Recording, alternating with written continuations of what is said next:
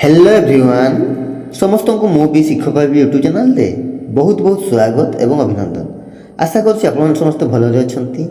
तो आज रही आपण सीडीपी पेडागोजी बछा बछा इंपोर्टेंट प्रश्न सब जहाँकि आपंकर ओटीटी एग्जाम बहुत ही हेल्पफुल रही। तो जो मैंने ये चैनल प्रथम थर विजिट कर चैनल टी को सब्सक्राइब करके बेल आइकन को प्रेस करदे फल आगक आसुवा प्रत्येक वीडियो नोटिफिकेशन सर्वप्रथम आपको पहुँच। ठीक अच्छे आउ आपण मैंने प्रत्येक प्रश्नर ऑप्शन कौन चूज कर कमेंट लिखिदेवे और शेष में आपंकर आउट ऑफ 10 केते मार्क रखुंट कमेंट कर जनइबे। ठीक अच्छे तो चलतु आउ डेरी न करिकी क्लास टी को आरंभ करिबा। देखंतु प्रथम प्रश्न शिक्षक मानक दक्षता वृद्धि निमंते आम राज्य रे डैश नामक एक प्रशिक्षण प्रदर्शिका प्रस्तुत करा जायछि। Option A Meena, option B शिक्षा, ऑप्शन सी शिक्षा, ऑप्शन डी दीपा। कौन राइट आंसर? ऑप्शन बी शिक्षा नामक एक प्रशिक्षण प्रदर्शिका है। Option B is right answer. शिक्षक मानक दक्षता वृद्धि निमंते आम राज्य रे शिक्षा नामक एक प्रशिक्षण प्रदर्शिका प्रस्तुत करा जायछि। Option B is right answer. Next question number 2 केउटी बालिका मानक शिक्षा विकास निमंते अंतर्निवेशी नीतिर कार्यकारिता उपरे जोर दिया जायछि। केउटी बालिका मानक शिक्षा विकास निमंते अंतर्निवेशी नीतिर कार्यकारिता उपरे जोर दिया जायछि। ऑप्शन ए जातीय शिक्षा नीति 2020, option B Durgabai Deshmukh committee, option C जातीय शिक्षा नीति 1986, ऑप्शन डी जातीय पाठ्यक्रम आधार 2005।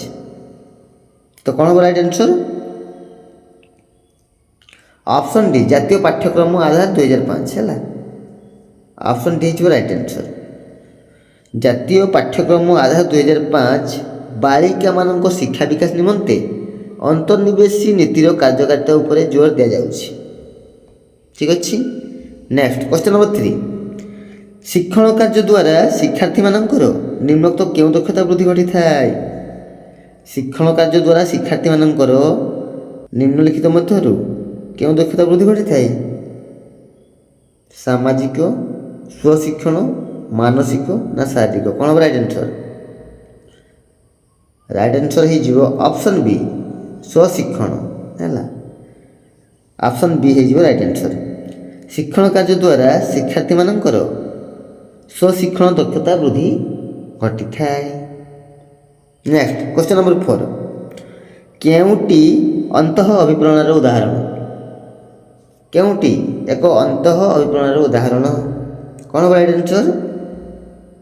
प्रोत्साहन, प्रशंसा, अभिलाष, पुरस्कार? कौन हम? ऑप्शन सी अभिलाष। Option C is right answer.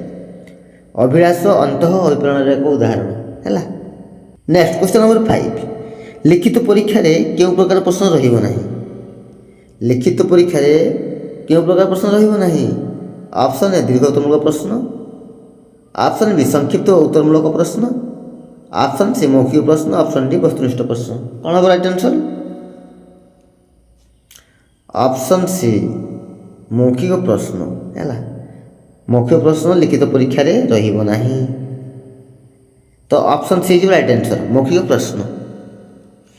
Next question number 6 मौखिक क्या माध्यम करा जाय थाए? मौखिक क्या माध्यम करा जाय थाए? कौन राइट आंसर पिले? ऑप्शन डी कथोपकथन और साक्षात्कार माध्यम है। Option D is right answer. कौन? कथोपकथन और साक्षात्कार माध्यम। नेक्स्ट क्वेश्चन नंबर 7 मानसिक अनग्रसर पिलार बुद्धांक केते? मानसिक अनग्रसर पिलार बुद्धांक केते? कौन राइट आंसर पिले? ऑप्शन ए 75 रु कम। Option A is right answer. ठीक अच्छे next question number 7 next question number 8 शिक्षा अधिकार अधिनियम 2009 अनुଯାयी प्रतिवर्ष प्रथम रु पंचम श्रेणी पर्यंत शिक्षक केते घंटा शिक्षादान कार्य विनियोग करने उचित? कौन कहला पिले? ଶିକ୍ଷା ଅଧିକାର ଅଧିନିୟମ 2009 ଅନୁଯାୟୀ ପ୍ରତିବର୍ଷ ପ୍ରଥମରୁ ପଞ୍ଚମ ଶ୍ରେଣୀ ପର୍ଯ୍ୟନ୍ତ ଶିକ୍ଷକ କେତେ ଘଣ୍ଟା ଶିକ୍ଷାଦାନ କାର୍ଯ୍ୟ ପାଇଁ ବିନିଯୋଗ କରିବା ଉଚିତ? କ'ଣ ହେବ ରାଇଟ୍ ଆନ୍ସର୍? ଅପସନ୍ ଏ 300 ଘଣ୍ଟା, ଅପସନ୍ ବି 500 ଘଣ୍ଟା, ଅପସନ୍ ସି 800 ଘଣ୍ଟା, ଅପସନ୍ ଡି 850 ଘଣ୍ଟା। କ'ଣ ହେବ ରାଇଟ୍ ଆନ୍ସର୍? ଅପସନ୍ ସି 800 ଘଣ୍ଟା ହେଲା। ପ୍ରତିବର୍ଷ ପ୍ରଥମରୁ ପଞ୍ଚମ ଶ୍ରେଣୀ ପର୍ଯ୍ୟନ୍ତ ଶିକ୍ଷକ 800 ଘଣ୍ଟା ଶିକ୍ଷାଦାନ କାର୍ଯ୍ୟ ପାଇଁ ବିନିଯୋଗ କରିବା ଉଚିତ। ଅପସନ୍ ସି ହେଇଯିବ ରାଇଟ୍ ଆନ୍ସର୍। ଠିକ୍ ଅଛି। ନେକ୍ସଟ କ୍ୱେଶ୍ଚନ୍ ନମ୍ବର 9, ତୃତୀୟରୁ ଚତୁର୍ଥ ଶ୍ରେଣୀରେ ଲିଖନ ଉପରେ କେଉଁ କାମ କରିବା ଉଚିତ? ତୃତୀୟରୁ ଚତୁର୍ଥ ଶ୍ରେଣୀରେ ଲିଖନ ଉପରେ କେଉଁ କାମ କରିବା ଉଚିତ? ଅପସନ୍ ଏ ଛୋଟ ଛୋଟ ଶବ୍ଦ ଓ ଅକ୍ଷର ଲିଖନ, ଅପସନ୍ ବି ସରଳ ଚିଠି ଓ କଥୋପକଥନ ଢାଞ୍ଚା ଲେଖିବା, ଅପସନ୍ ସି ନିର୍ଦ୍ଦେଶ ଅନୁସାରେ ସରଳ ବର୍ଣ୍ଣନା ଓ ତାର ଲିଖନ, ଅପସନ୍ ଡି ବିରାମ ଚିହ୍ନର ବ୍ୟବହାର କରି ଅନୁଚ୍ଛେଦ ଲିଖନ। କ'ଣ ହେବ ରାଇଟ୍ ଆନ୍ସର୍? ଅପସନ୍ ଡି ବିରାମ ଚିହ୍ନର ବ୍ୟବହାର କରି ଅନୁଚ୍ଛେଦ ଲିଖନ ହେଲା। ଅପସନ୍ ଡି ହେଇଯିବ right answer. Next question number 10, ଦେଖ ପିଲା ଶେଷ ପ୍ରଶ୍ନ, ଉତ୍ତମ ପଠନ ପାଇଁ କ'ଣ ଆବଶ୍ୟକ? ଉତ୍ତମ ପଠନ ପାଇଁ କ'ଣ ଆବଶ୍ୟକ? ନିମ୍ନଲିଖିତ ମଧ୍ୟରୁ କେଉଁଟି ଅତି ଆବଶ୍ୟକ? ଅପସନ୍ ଏ ଉତ୍ତମ ହସ୍ତାକ୍ଷର ଲିଖନ, ଅପସନ୍ ବି ଶୁଦ୍ଧ ଉଚ୍ଚାରଣ, ଅପସନ୍ ସି ବ୍ୟାକରଣ ଉପରେ ଯଥେଷ୍ଟ ଜ୍ଞାନ, ଅପସନ୍ ଡି ଅକ୍ଷରର ଆକୃତି ଉପରେ ଜ୍ଞାନ। କ'ଣ ହେବ ରାଇଟ୍ ଆନ୍ସର୍? ଅପସନ୍ ବି ଶୁଦ୍ଧ ଉଚ୍ଚାରଣ ହେଲା। ଅପସନ୍ ବି ହେଇଯିବ ରାଇଟ୍ ଆନ୍ସର୍, ଶୁଦ୍ଧ ଉଚ୍ଚାରଣ। ଠିକ୍ ଅଛି। ନେକ୍ସଟ ଦେଖ ପିଲେ ଆପଣଙ୍କ ପାଇଁ ରହିଲା କମେଣ୍ଟ ୱାର୍କ। ପ୍ରଶ୍ନଟି ରହିଛି, ସମ୍ବିଧାନରେ କେତୋଟି ଭାଷାକୁ ସ୍ୱୀକୃତି ଦିଆଯାଇଛି? ସମ୍ବିଧାନରେ କେତୋଟି ଭାଷାକୁ ସ୍ୱୀକୃତି ଦିଆଯାଇଛି? ତ ଏ ପ୍ରଶ୍ନର ସଠିକ୍ ଆନ୍ସର୍ କ'ଣ ହେବ ତାହା ଆପଣ କମେଣ୍ଟ ସେକ୍ସନ୍ ନିଶ୍ଚିତ ରୂପେ ଲେଖି ଜଣାଇବେ। ଆଉ ଆପଣଙ୍କର ଆଉଟ୍ ଅଫ୍ 10 କେତେ ମାର୍କ ରଖିଛନ୍ତି ତାହା ମଧ୍ୟ କମେଣ୍ଟରେ ଲେଖି ଜଣାଇବେ। ଠିକ୍ ଅଛି। ତ ଆଉ ଗୋଟେ ନୂଆ ଭିଡ଼ିଓ ଦେଖା ହେବା। ସେ ପର୍ଯ୍ୟନ୍ତ ରହୁଛି। ଧନ୍ୟବାଦ। ଜୟ ଜଗନ୍ନାଥ।